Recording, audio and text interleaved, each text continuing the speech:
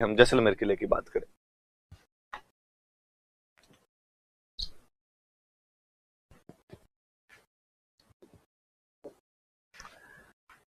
फिर मेरी कुछ बात बताई हुई कि 1155 में जैसल इस किले का निर्माण करवाता है। भाटी राजा हुआ था जैसल, उसने किले का निर्माण करवाया था।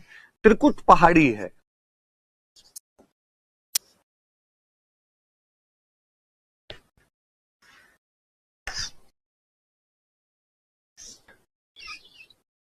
इस त्रिकुट पहाड़ी पर यह किला बना हुआ। तो बात पे गौर करना आप, जब मैं कहता हूं त्रिकुट पहाड़ी है तो एग्जैक्टली मैं ये बोल रहा हूं 3 कूंट की पहाड़ी है, और पहाड़ी का नाम नहीं है कोई त्रिकुट पहाड़ी, 3 कूंट की पहाड़ी है वो। 3 कूंट की पहाड़ी पे कोई किला बनेगा तो उसकी आकृति भी ट्रायंगुलर शेप में होगी, तो त्रिभुजाकार आकृति में किला बना हुआ है, त्रिभुजाकार आकृति में बनाया गया किला है।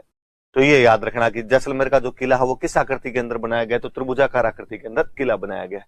1155 में जैसल ने किले का त्रिकुट पहाड़ी पर निर्माण करवाया था, इसलिए त्रिभुजाकार आकृति के अंदर बना हुआ किला है।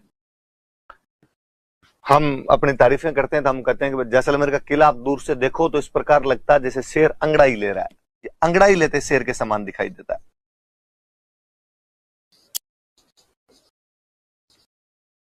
अंगड़ाई लेते शेर के समान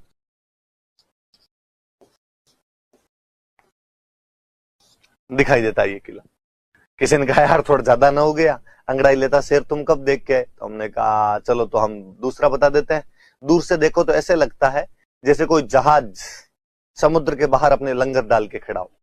ये जहाज अभी अभी बंदरगाह पे लौटा है, अपनी रस्सियां उतारी है उसने, लंगर खोले हैं, समुद्र के पास में खड़ा है।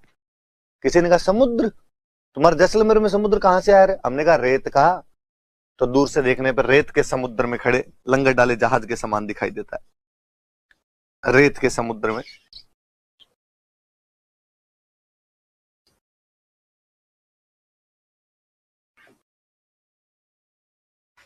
रेत के समुद्र में लंगर डाले जहाज के समान दिखाई देता है।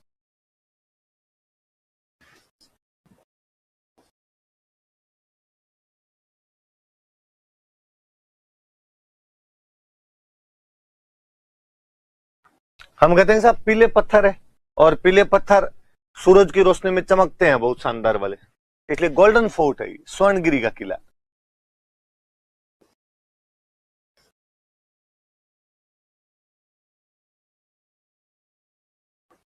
स्वर्णगिरी किला कहलाता है।